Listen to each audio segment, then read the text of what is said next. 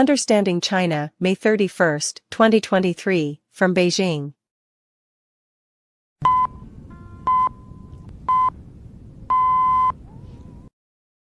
With the improvement of the social status of Chinese women, the competition in the female market has become increasingly fierce.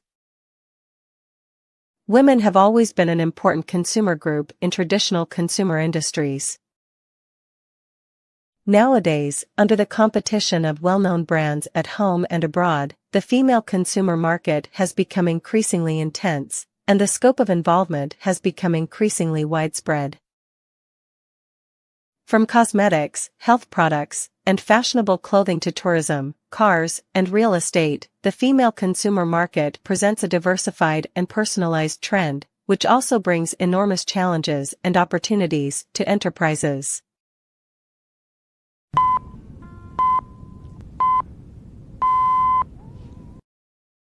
Young consumers in China are more oriented towards self-expression and are willing to spend more money and effort to meet their unique needs, which has given rise to a series of new consumption trends. For example, with changes in lifestyle and consumption patterns, teenagers born after 2000, represented by the sharing economy, are beginning to enjoy high-quality life in a more cost-effective way. In addition, more young people are exploring the path of entrepreneurship, using new technologies innovatively and opening up new fields, bringing many previously impossible things or products to the public.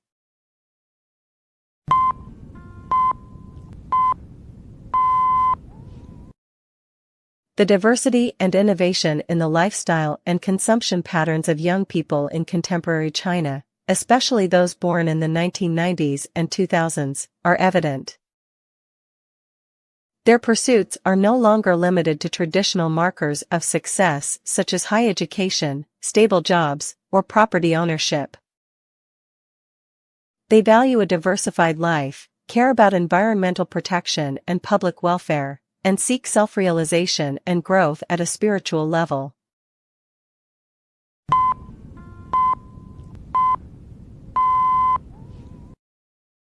However, reality has left many young people feeling trapped.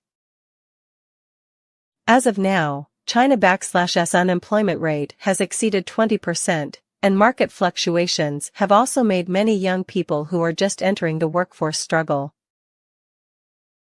They even find it difficult to obtain the most basic living guarantees.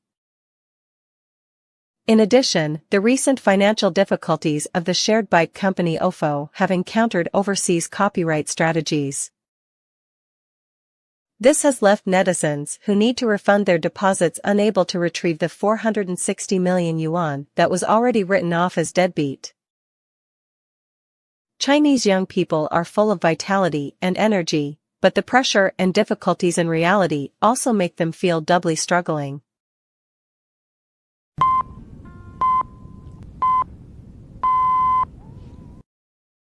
This video mainly introduces how China views its own female consumer market, as well as the situation of young people in China.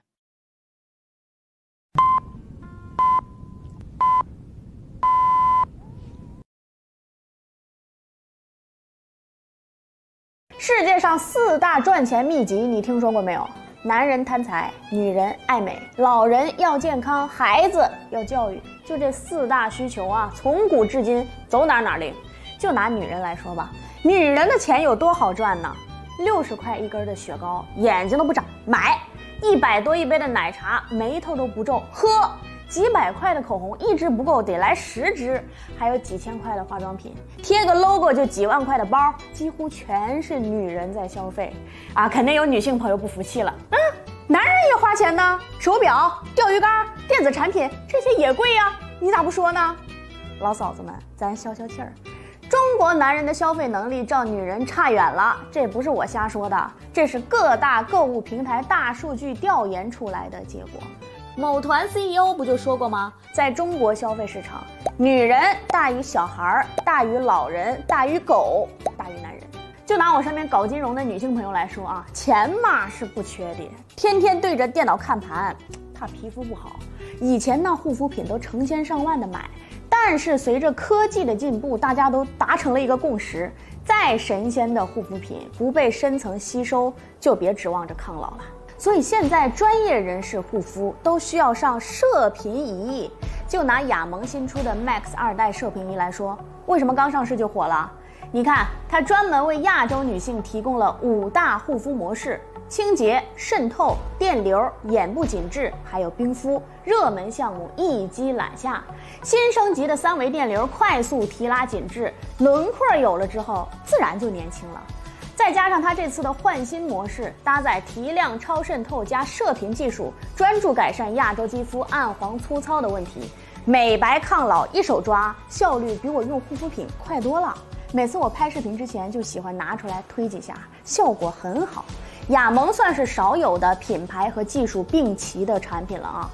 总结一下，就美这件事儿啊，确实是要花钱的，但别花冤枉钱，咱得找对方法。就像这种高科技美容仪，长期坚持就会有事半功倍的效果。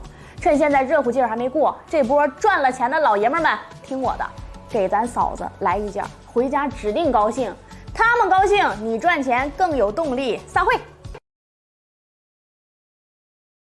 00后根本不想买房，等着你们死，房子都是我的。那00后是群什么人啊？一个月挣8000，他可以花6000块钱去租房子，他可以花68块钱去买一支雪糕，他就不想存钱。80后呢，车奴、房奴、孩奴。我们小的时候，父母只让生1个，我们到中年了，国家让我们生3个，以后我们就是带3个，还要照顾4个。所以你看，80后啊没有自己的，90后呢还在挣扎，靠着父母的支持呢，还能在北上广供一个小户型。00后彻底放开，根本不想买房，等着你们死，房子都是我的。因为我们国家发展速度太快了，对物质的理解，对消费的理解，对教育孩子的理解是不一样。怎么理解这件事情？70后辞职，跟老板说一句：老板，感谢你的培养，我很感恩你，在找到替代我的人之前，我一定坚守岗位。有责任心。80后说，老板感谢你的培养，但是我有我自己的想法，我要走了，给你1个月找一个人替代我，好歹通知一下你。90后辞职，留一个纸条，老板世界很大，我要出去看看，人就不在了，你拿他有什么办法？就70后请假是因为父母不舒服，80后请假是因为孩子不舒服，90后请假是他自己不舒服，00后请假是看你不舒服。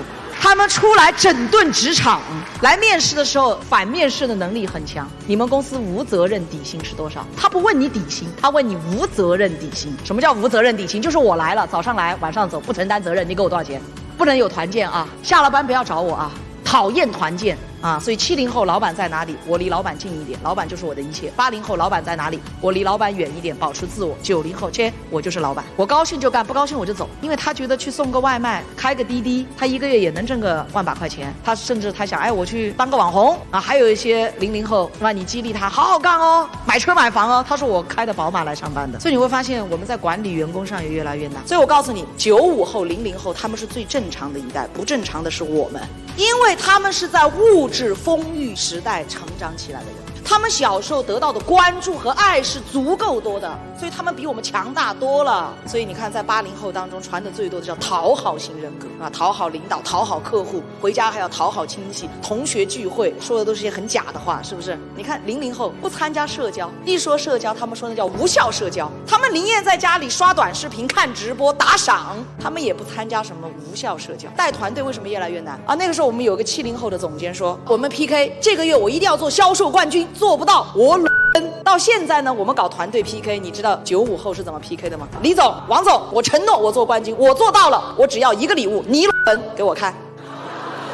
老板是拿来玩的，是不是？年轻人他根本就没有权威感，对不对？你看啊，中国的家庭结构，一对父母4个老人带1个孩子，他是资源的中心，他在调动你，你知道吧？他在玩你，你以为你在玩他呀？错，他在玩你。爸爸不在的时候专门要爸爸，妈妈不在的时候专门要妈妈，跟奶奶在一起的时候，外婆对我多好。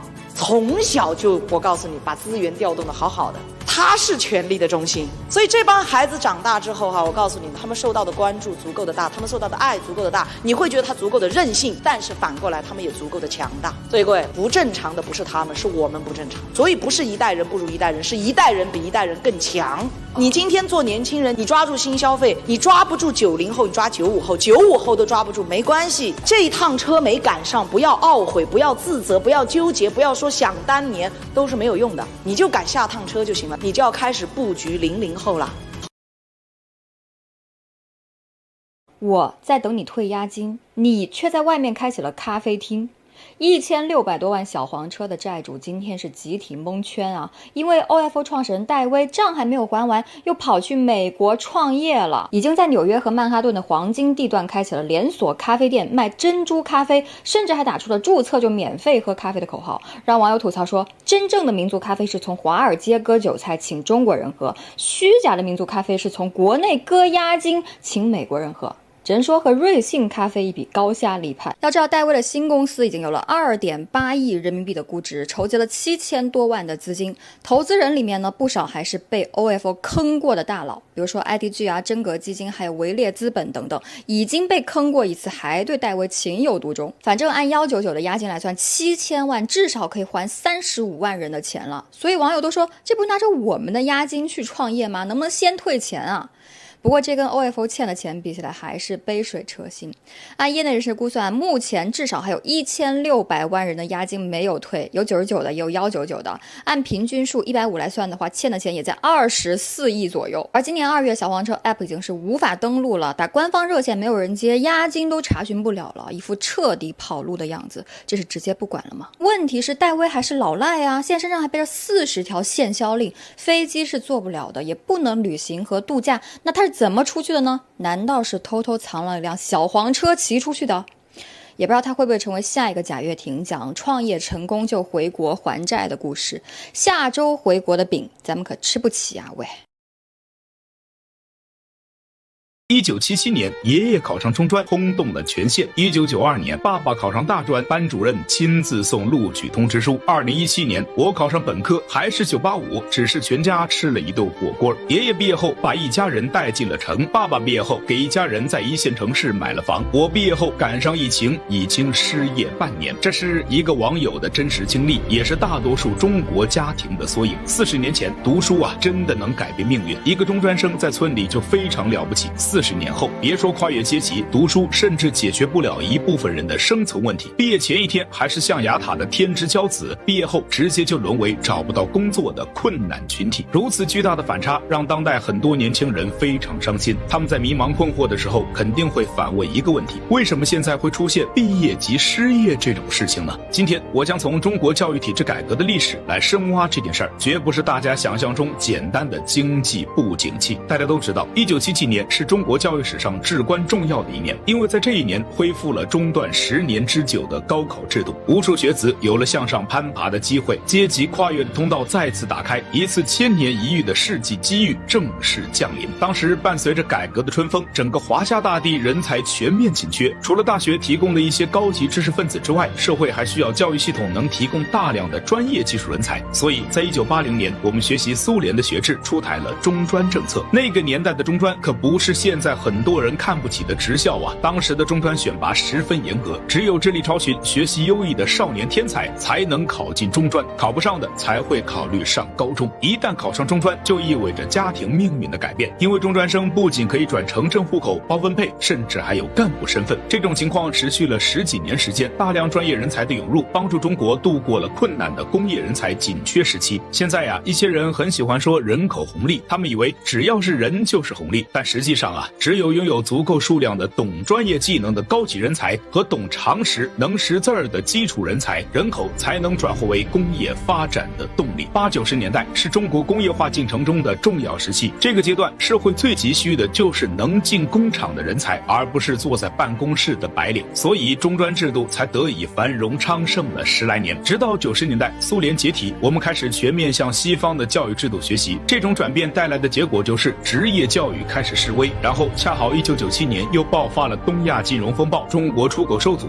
大量工厂倒闭，而且90年还有规模浩大的国企下岗潮。这些因素叠加在一起，导致90年代末期的时候，中国有大量找不到工作的闲散人员。怎么走出这种困境呢？第一，铁饭碗大削减，中专生、大学生不再包分配。第二，大学扩招，用高校来吸纳劳动力。这两个教育体制的改革，才是如今大学生就业难问题的根源。我给大家看2组数据。据进行对比。1998年，中国高考报考人数是320万，大学毕业生是82.98万。2023年，中国高考报考人数是1278万，大学毕业生是1158万。短短25年时间，中国每年大学毕业的人数直接暴涨了14倍。即便如此，这还不是大学生就业难的全部原因。真正导致中国大学生毕业及失业的是政策转向太猛，没有预留出足够的缓冲空间。没错，进入21世纪之后，随着中国工业化的初步完成，社会不需要那么多的工业技术人才，而需要更多的办公室白领人才进行补充。但这个改变的过程应该是有序进行的，而不是直接来一剂猛药。可事实如何呢？随着大学的快速扩招，原先专注于职业教育的高校也纷纷升级为大学。不管师资力量如何，学校人才储备是否足够，很多技术学校也跟风开设了中文、会计、法律、金融等专业。这就导致整个社会对于大学毕业生形成了一个基本预期，那就是只要读了大学就能脱离体力劳动。如果你读了大学之后进了工厂，或者依然从事的是体力劳动，那么一定会成为家长们眼中不争气的孩子。这种社会环境啊，让中国的教育体制选拔出的人才几乎只有一条出路，那就是读大学，毕业之后当白领。没人愿意当技术工人，也没有足够的专业技术学校培养技术工人，这就导致中国现在出现了一个非常尴尬的局面。一方面是大学毕业生找不到工作，另一方面啊，又是工厂招不到人。中国真的有那么缺工作机会吗？其实不是，缺的呀，只是在办公室工作的白领岗位而已。美国能够用那一套教育体制，不代表中国也可以直接学习，因为两国的国情截然不同。美国是一个第三产业高度发达的国家，第三产业占比超过了80%，这就意味着美国有大量的工作就是坐在办公室的白领，所以啊，他们优先选拔白领没问题。但中国不一样，我们还是一个发展中国家，第三产业占比刚刚突破50%，我们依然是一个以工业制造业为支撑，以农业为基础的国家。这就意味着中国没有那么多白领工作的缺口，反而是还需要大量的产业技术工人。教员曾经告诉过我们一个道理，实践是检验真理的唯一标准，实事求是是基本的工作态度。有些领域摸着美国过河没问题，但一定要和我们的基本国情结合到一起，不然呢，就会出现如今这种大量毕业生找不到工作的局面。值得庆幸的是，国家已经意识到了这个问题，开始进行中学分流，大力扶持技术学校。但远水解不了近渴，从学校教育到投入社会领域，这需要一个周期。在这个教育体制改革完成之前，我们必然会经历一个阵痛期。我是这么乐，关注我，下期继续给你解码更多世界背后的真相。